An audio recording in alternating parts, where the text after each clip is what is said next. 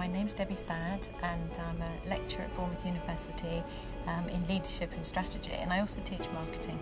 I've been looking at the Olympic legacy, particularly from the point of view of the social legacy and what's been happening to the people who live in and around the park in London, where the actual main infrastructure is being built. In London, I've been focusing on local people, the local councils and some representatives of some of the local communities.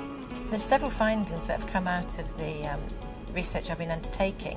One of the most interesting ones is, for future legacy, it's not what happens to the physical built infrastructure, it's the actual land that's left and how that's used that can be a very strong and powerful legacy, and that it can be used by anybody. I can use a lot of my research in my teaching, but I can also use it a lot in advising industry and also anybody who is perhaps thinking of bidding for future mega events, not just the Olympics, but things like the World Cup, and obviously we've got the Commonwealth Games coming to Glasgow in a couple of years, so it can be useful for that as well.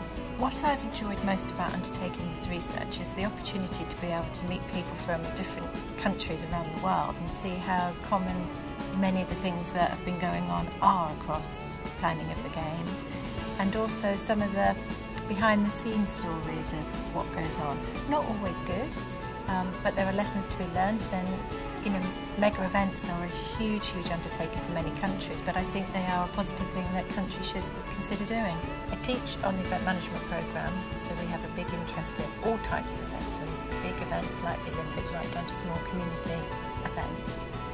I'm also a huge fan of the Olympics. I always have been, always followed them, and the fact that we've got them in our country is a wonderful opportunity to apply both my background and an interest that I have.